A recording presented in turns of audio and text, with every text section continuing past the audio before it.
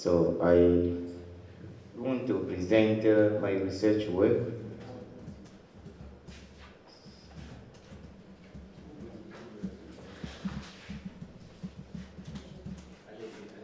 Okay. Without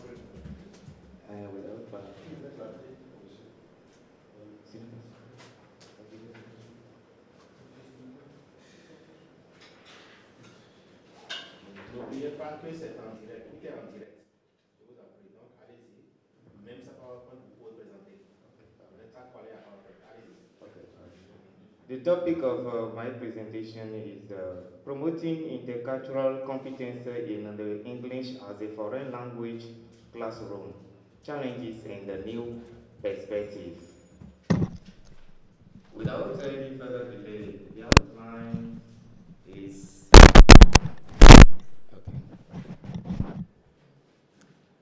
First of all, we will deal with introduction, and then the research objective, the research questions, methodology that help us to conduct this research, the findings and discussions, implementations, and conclusion.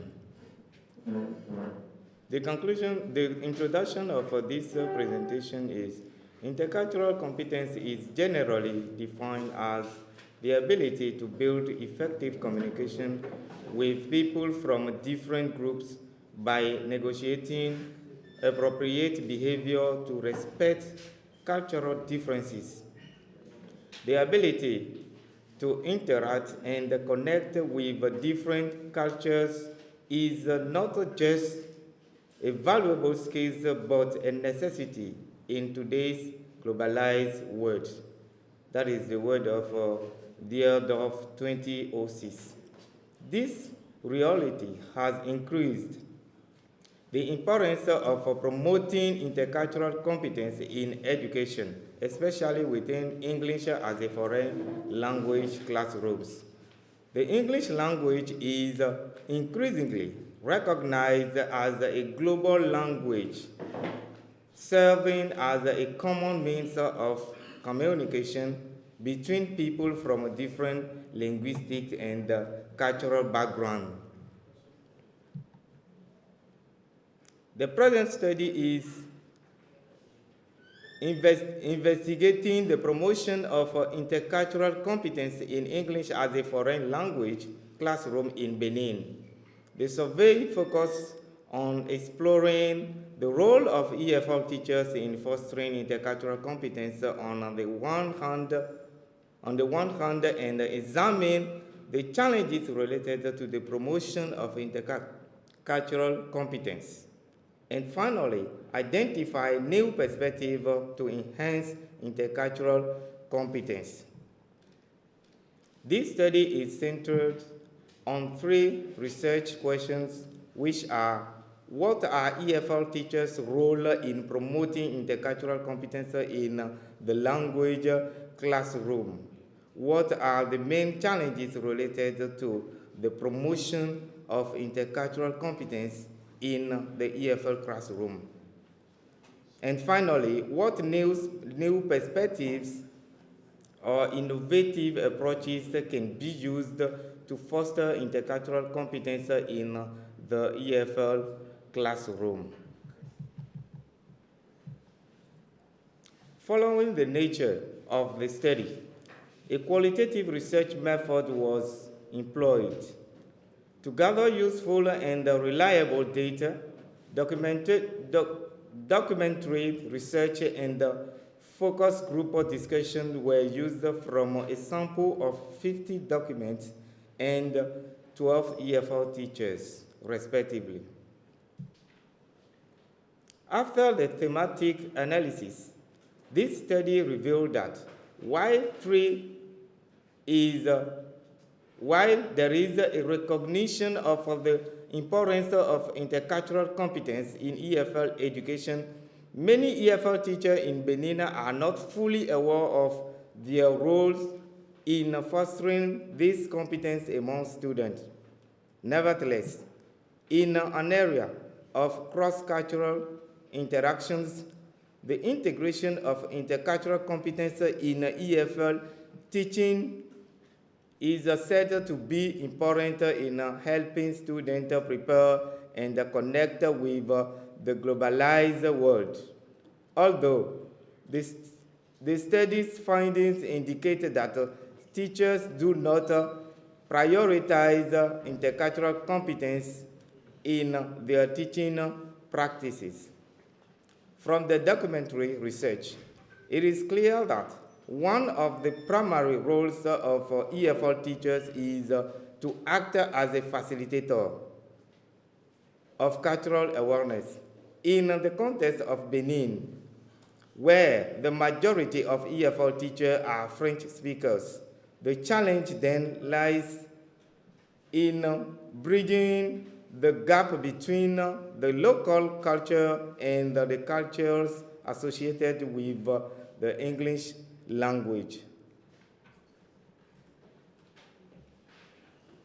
Some of the teachers mostly recommended teachers training. From the documentary research, it can be deduced that teacher training programs is paramount in fostering intercultural competence among students.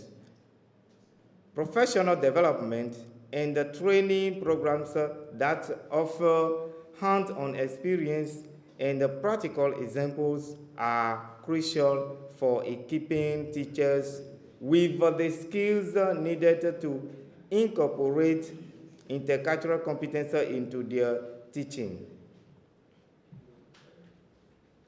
From the various documents consulted, it can be concluded that learners who possess intercultural skills and have a good understanding of the foreign language culture can effectively communicate. Learners who lack intercultural competence tend to apply their own cultural norms and behaviors to the foreign language. In terms of innovative approaches, this study found that while participants regarding the current situation in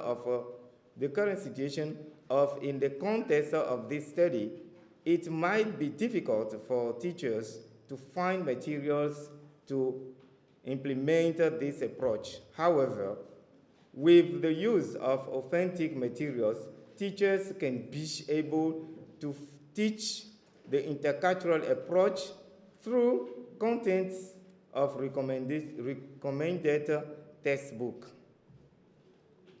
This study revealed a significant gap in the knowledge and implementation of intercultural competence in Benin's EFL classroom. Thus, the finding bear quite a number of educational implications for promoting intercultural competence in EFL classroom. In conclusion, it is crucial for EFL learners to develop intercultural competence alongside language skills.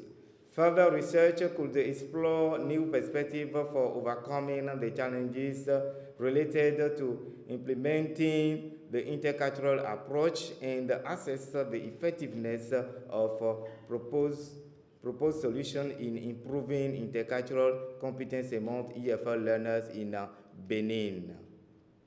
Dear followers, I am at the end of my presentation. Thank you. Please keep the mic and give us the surprise in French. About 2 minutes. Go ahead. Okay. Bonjour, chers conférenciers. Ici, notre thème est basé sur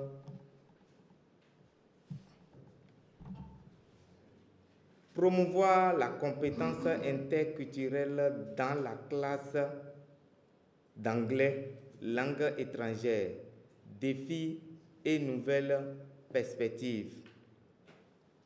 Aujourd'hui, on a compris que la langue étrangère, qui est une deuxième langue pour nous ici au Bénin, cette langue doit être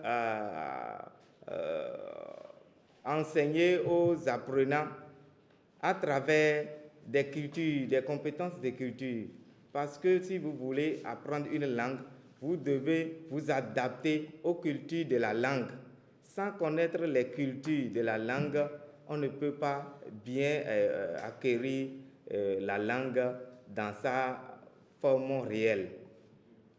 Donc, en tant qu'enseignant d'une langue étrangère au Bénin ici, nous devons nous adapter aux cultures des autres qui ont cette langue comme leur langue maternelle pour pouvoir bien enseigner la langue là aux apprenants. Merci. Donc, je pense que l'objectif visé ici, c'est de promouvoir donc, la culture anglophone, c'est ça, à travers l'enseignement de l'anglais, donc dans les classes du Bénin, c'est ça. Alors donc, ma question justement, ou du moins mon inquiétude là, est-ce qu'on ne sera pas en déphasage?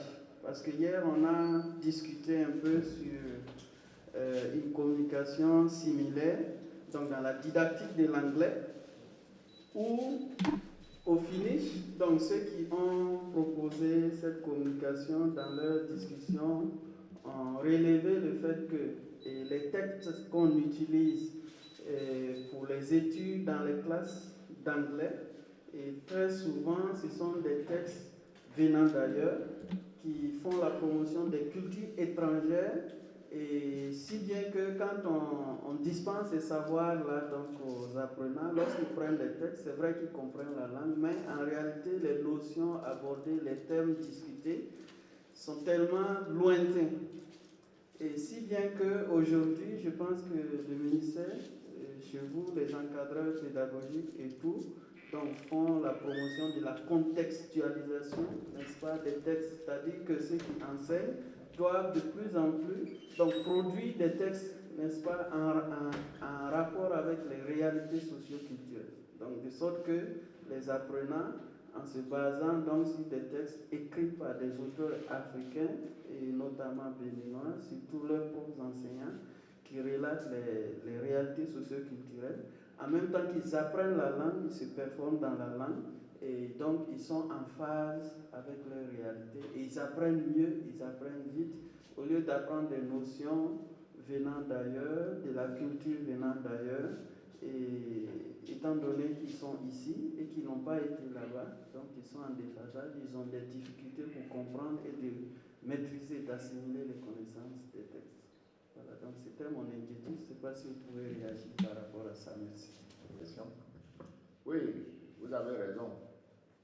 Mais ici, le travail consiste à faire un pont entre la culture de l'apprenant et la culture de la langue étrangère que l'apprenant est en train d'apprendre. Pourquoi? Parce qu'on a constaté que dans nos classes de langue, un crédit n'est pas accordé à la culture de la langue étrangère. Ce qui fait que même les apprenants, après l'étude de cette langue étrangère, il y a beaucoup de facettes de culture de cette langue qu'ils ne maîtrisent pas. Et quand on a fait le travail, c'est pour pouvoir permettre aux enseignants que de plus en plus, de ne pas penser seulement à la grammaire, aux autres aspects, mais de faire un effort pour que la culture de la langue qui est apprise soit inculquée aux apprenants, pour qu'ils fassent le lien entre leur propre culture et la culture de la langue qu'ils sont en train d'apprendre. En ce qui concerne les tests, nous avons aussi essayé de dire que pour que les enfants ne soient pas trop calqués sur la culture de la langue apprise, il va falloir que les enseignants fassent l'effort de contextualiser les tests là pour que ça fasse partie des réalités des apprenants. Là, quand ils vont se retrouver avec un test d'une façon hybride, ils seront en réalité qu'on peut faire bien la part des choses et on n'a pas besoin nécessairement de copier tout d'ailleurs, mais on peut s'inspirer de ce qu'on a appris ailleurs pour pouvoir planifier les choses à son niveau culturel. C'est ce que je peux dire par rapport à ça. Mais les réflexions continuent, toujours. Nous ne sommes pas encore allés à la fin, donc on n'a pas encore tiré une conclusion. Je vous remercie. Merci, Monsieur le Président et modérateur, de la parole accordée. Ma question s'adresse également à la communication de notre collègue Ulrich Orlando, intitulée « Promouvoir la compétence interculturelle dans la classe d'anglais langue étrangère, défis et nouvelles perspectives ». Alors la question que j'avais à lui poser, c'était qu'il nous dise ou qu'il énumère les stratégies et les mécanismes de promotion de compétences interculturelles. Quelles sont les stratégies qu'il a mises en œuvre? Est-ce qu'il existe des mécanismes pour promouvoir la compétence interculturelle quand on enseigne l'anglais? Pour expliciter cette préoccupation, c'est que partant de l'anglais, on le comprendrait, parce que, comme le collègue le disait tout à l'heure, en enseignant une langue, on enseigne par le même fait les pratiques sociales, la culture ou les mœurs de cette langue, ou que comporte, que véhicule cette langue. D'autant que la langue, au-delà d'être un patrimoine culturel, c'est aussi un instrument ou le véhicule de la pensée. Imaginez-vous qu'une simple phrase en français telle que « tout bon flatteur vit aux dépens de celui qui l'écoute », c'est une simple phrase, mais qui porte un contenu sémantique ayant des répercussions sur le long terme dans la pratique sociale. Les gens se contentent et continuent à flatter pour vivre la flatterie sans en être gênés. Pourtant, c'est une petite phrase simplement en français. Alors, mais comment est-ce qu'ils promeuvent les pratiques sociales, culturelles, en partant des langues locales, des langues d'ici? À partir de l'anglais, je l'ai compris, de par la réponse qui a été donnée tout à l'heure, mais à partir de la langue béninoise, par exemple.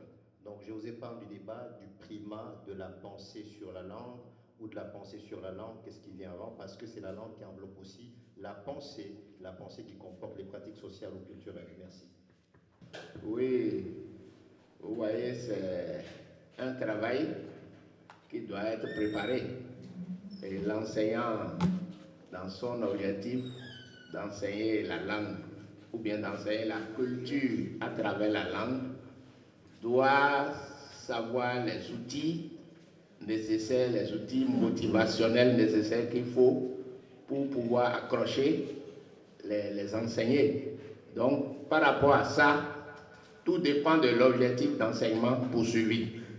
Et par rapport à cet objectif, il faut préparer le cours avec les stratégies qu'il faut. Les stratégies qu'il faut pour motiver les apprenants, parce qu'il faut que l'enseignant sache que à la fin de ce cours, il doit gagner quelque chose dedans. Donc, c'est un travail d'abord de base que l'enseignant doit faire. Et comme vous venez de le dire, on ne peut pas se lever et faire quelque chose si on ne sait pas l'objectif qu'on vise. Et comme c'est la culture qui est le focus du travail, il faut que l'enseignant essaye de savoir les pans de la culture qui est nécessaire pour la compréhension de l'enseignement qu'il veut véhiculer.